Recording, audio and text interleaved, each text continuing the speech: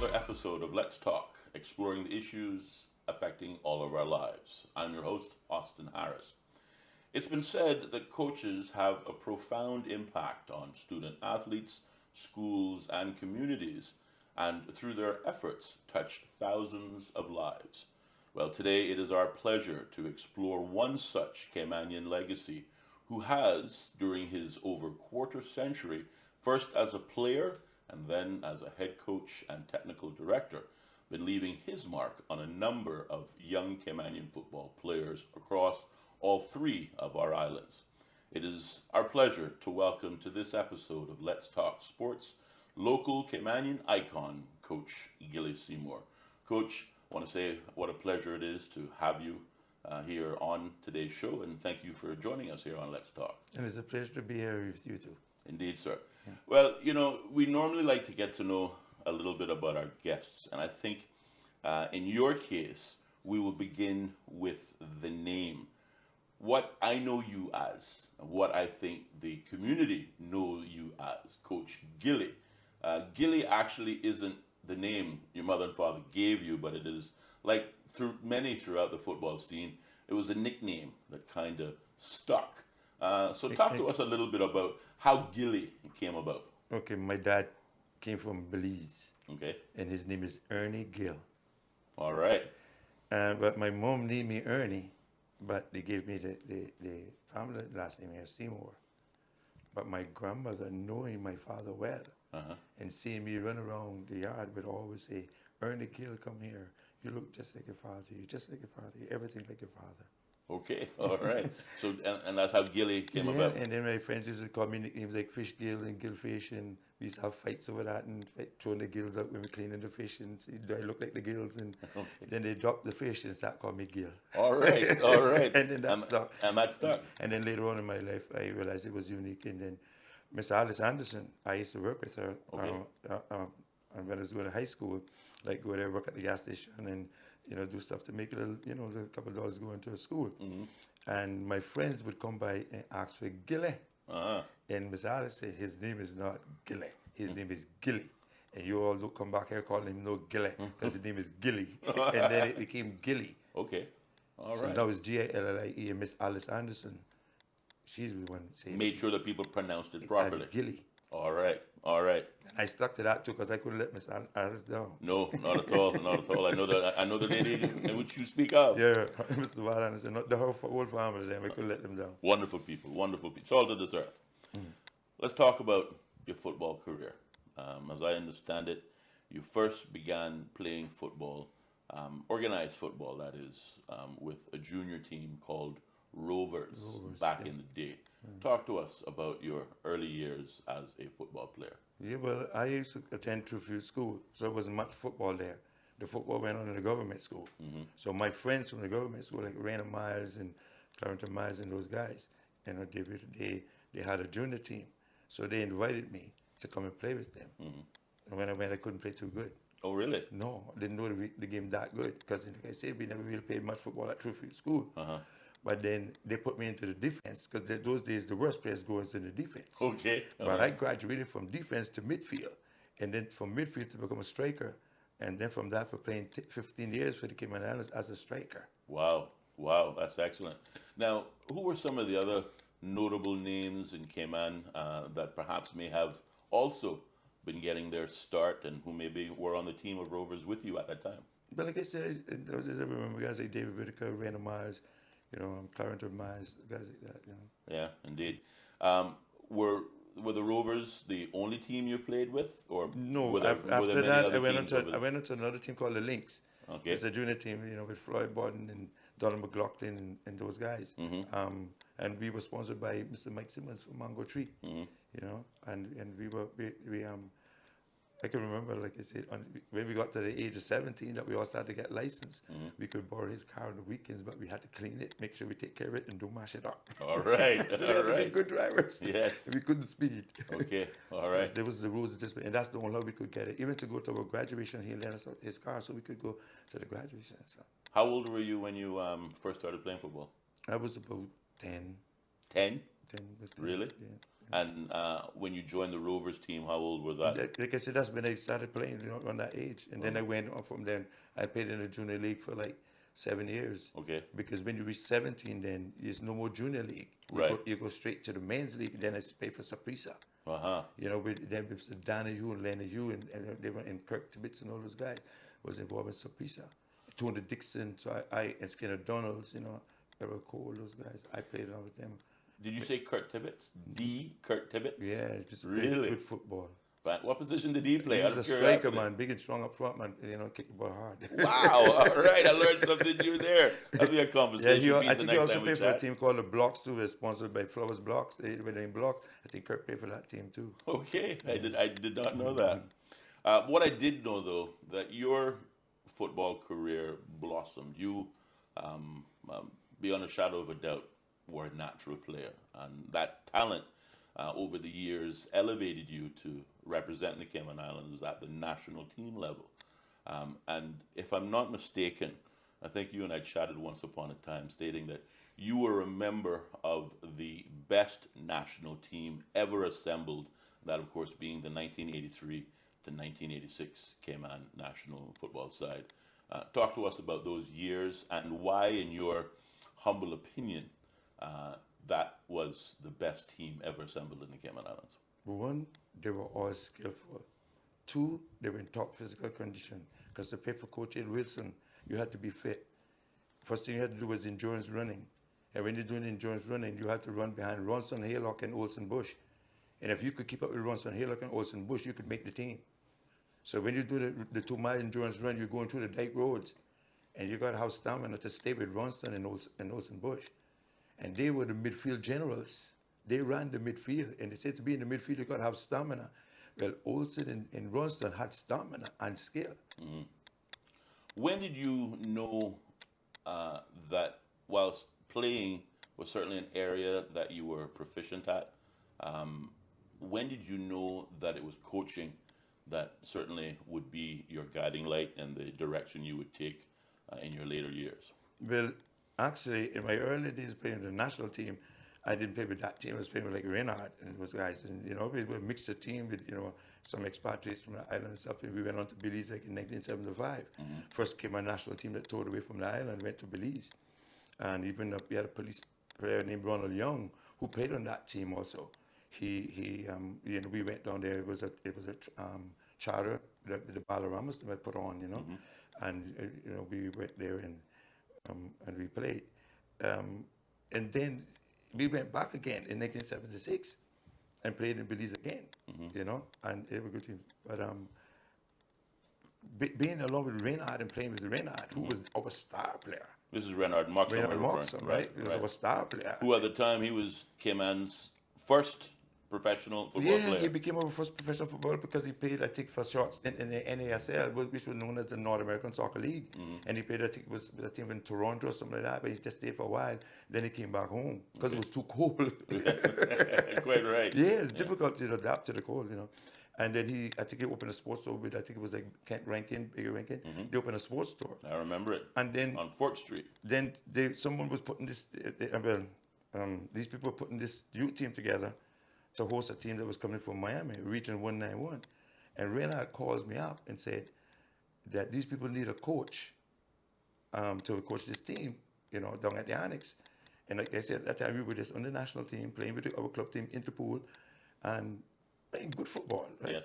And I said, Reynard, what do I know about coaching?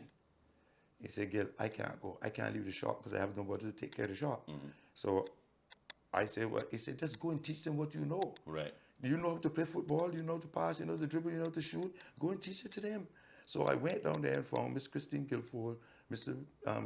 David Guilford, Mr. Richard Marshall, his wife, I think it was Mr. Michael Adberger, and if I'm not mistaken, Peter Golding. Mm-hmm. They were there with these young, bubbly 12-year-old boys.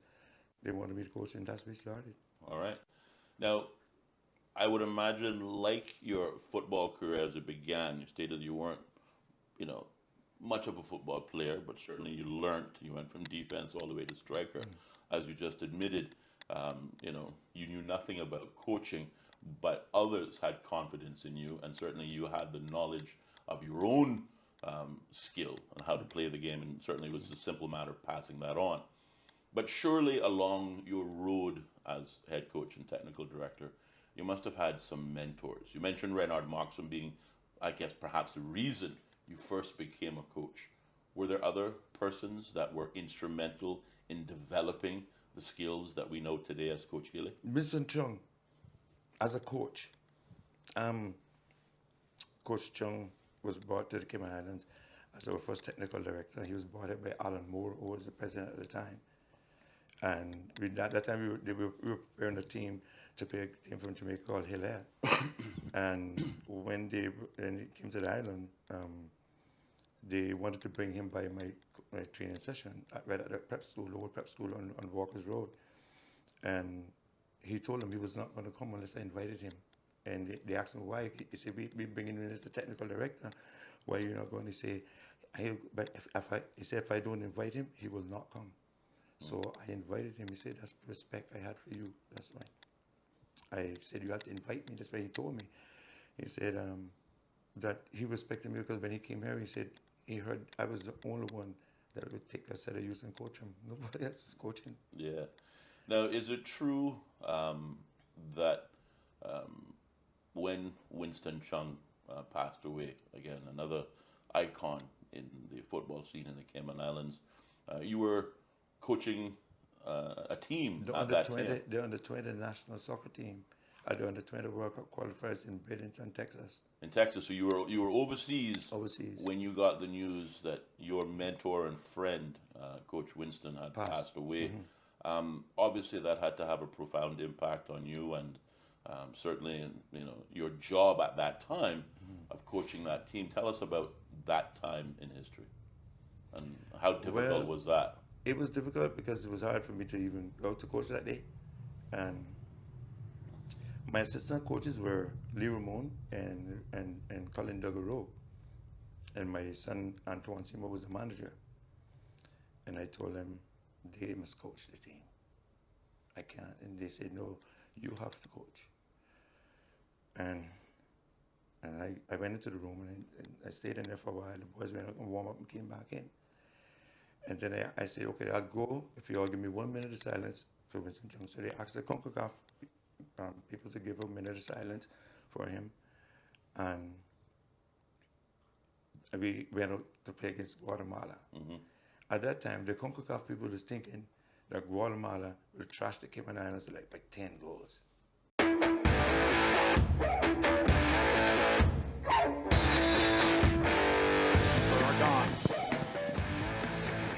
Over the head and blocked away, wanting a handball, and it is awarded.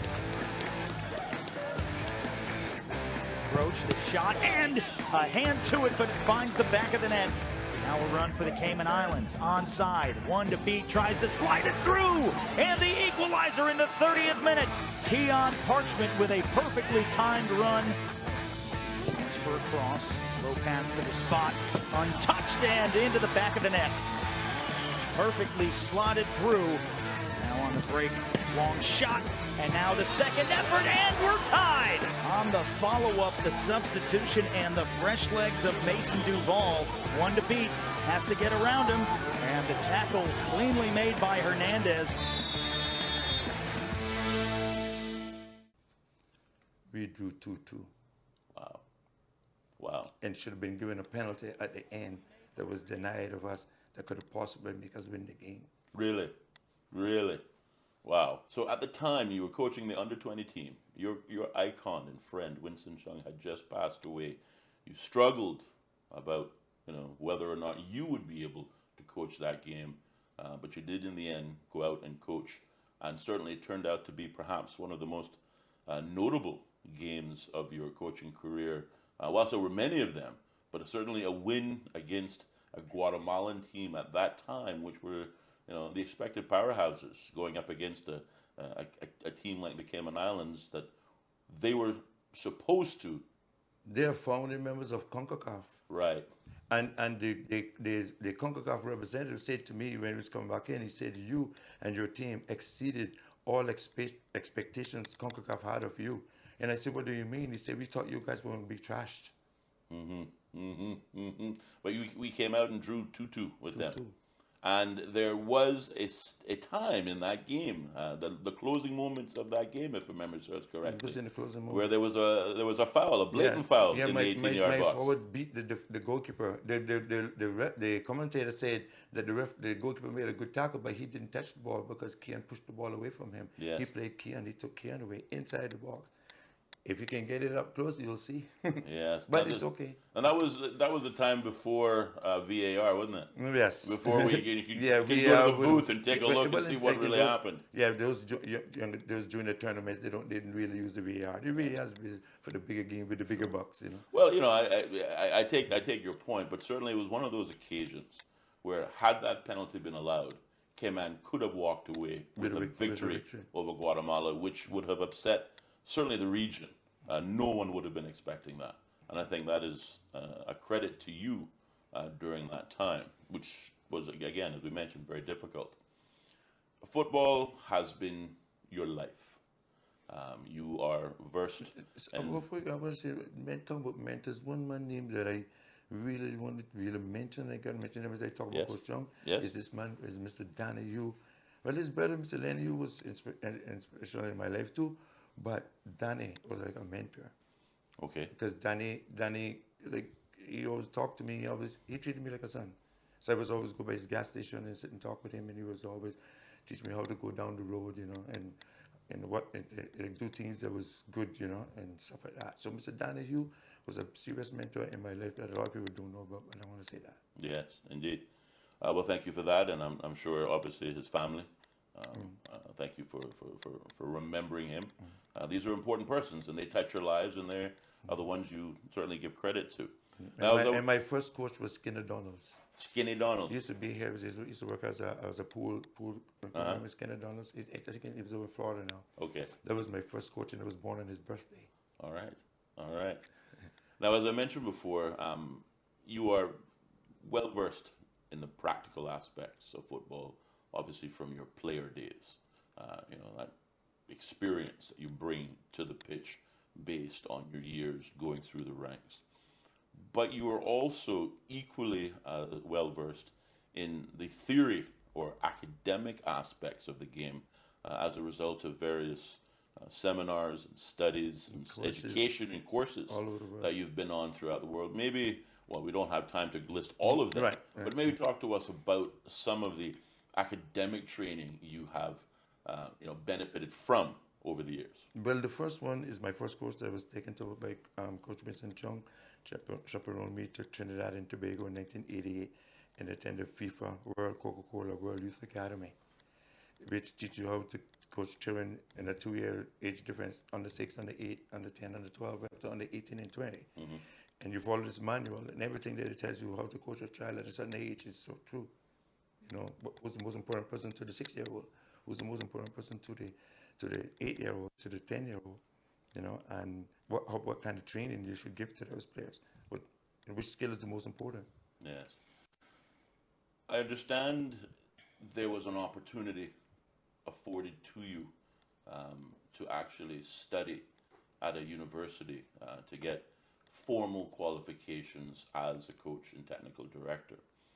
But something happened, and that caused you to not be able to take up that opportunity. But to ensure that that opportunity was not lost entirely, you volunteered someone else to take your place. Maybe tell us and share with our audiences that story. Yeah, well, I did a course here at the community college, a 1-year physical education course at the community college. It made me eligible to attend college. And at the time, Coach Young was here. He was bringing in college coaches from abroad. We had contact with him. He brought a guy here by the name of Ray Wells. And Ray was inviting players over to Andrew College in Campus, Georgia, you know, to come to his thing. I mean, I actually went there with a group of boys looking scholarships. And at the time I went there, I was still playing, and I was still in good condition because I was playing with the Strikers at the time, and like I said, still training well and everything. And when we got there, they were doing all indoor first, and then at the end they had a big game. And when they put up the big game, Ray asked me if I wanted to play. So I put on the boots and I went out there and I played. At the end of the game, and Ray was calling all the players inside the room to offer them scholarships, he asked me about myself. He said, "What about you, Gillie?" He said, "I know that you did the course at the community college," because we talked a lot before. And he said that, that I could come to the school, to the college there, finish my college degree there, and also help him coach. And he said that the directors came out to watch the game. They were going to add 10 yards onto the field because I was so fast. They said it was going to give me more space to run. Okay, all right. But anyhow, Greg offered me the scholarship, and it was like I need to still find some money, So when I came home, I had twin boys. My twin boys are just born. Wow. And it was hard for me to leave them to go away.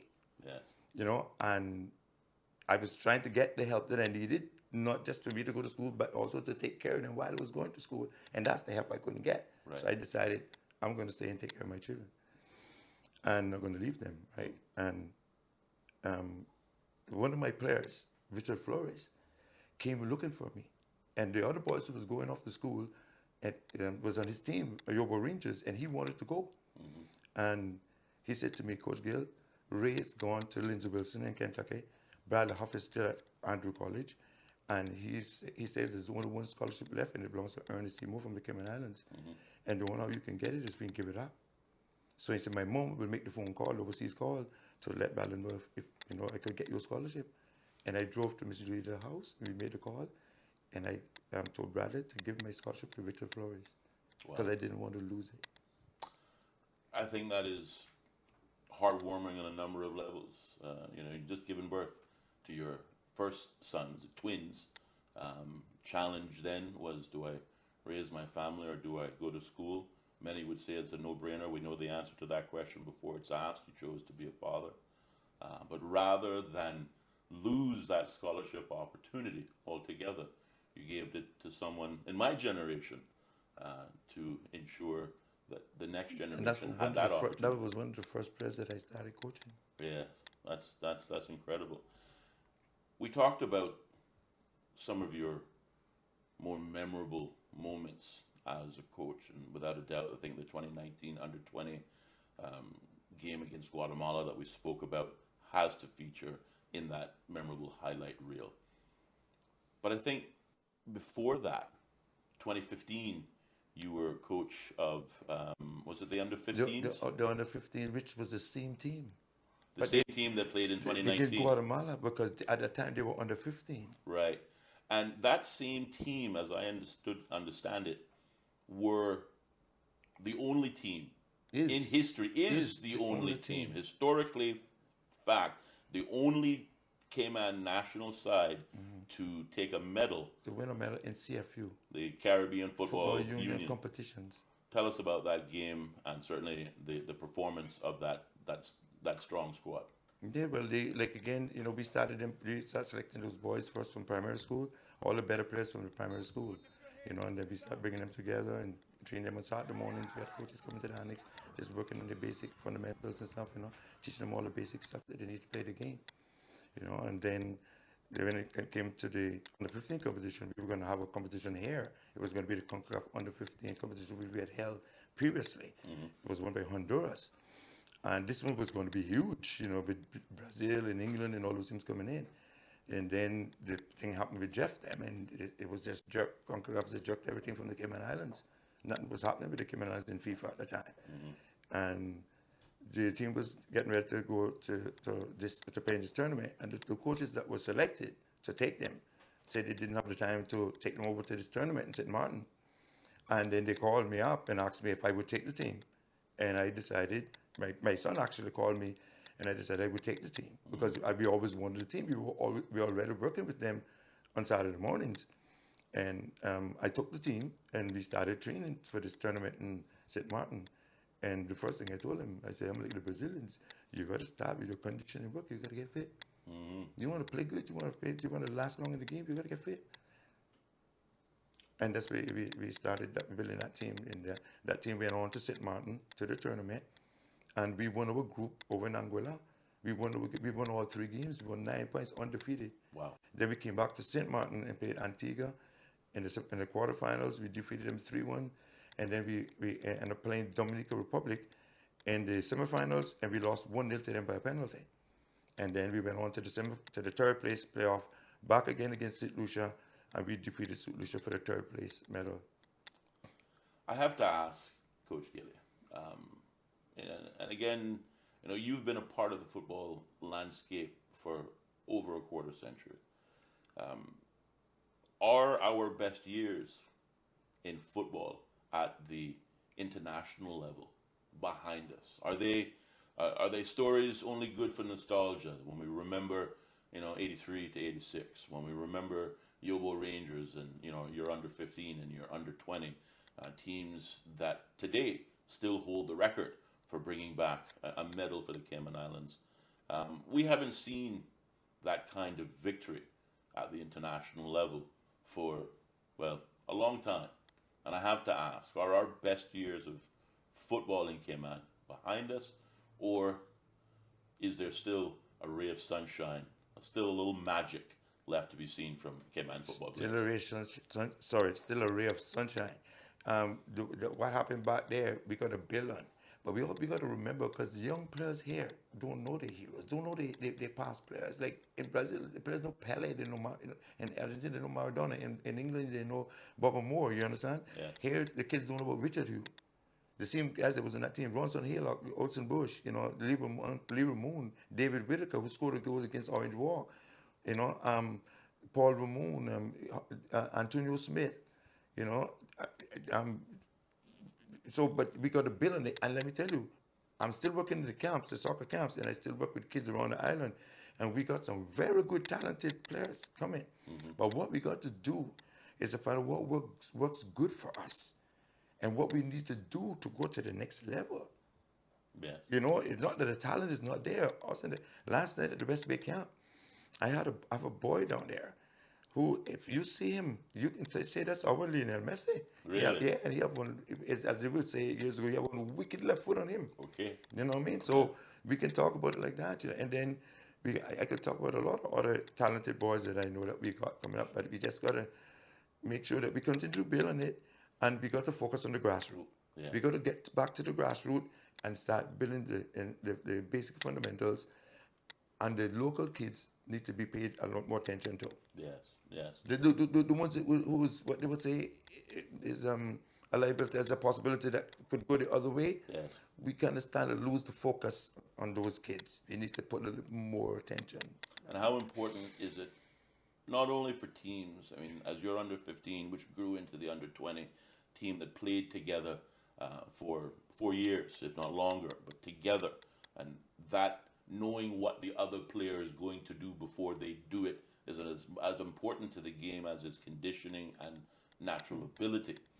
But likewise, how important is that exposure at the international level for the development of future Cayman footballers? The exposure is great, because exposure also makes you see what you're going up against, you know, and what the others are doing. Yeah. And then, you know, the players also build a camaraderie. It's amazing to see how these players gel together, how they become friends, and they all want to go the same way. You know, they all want to go to the next level.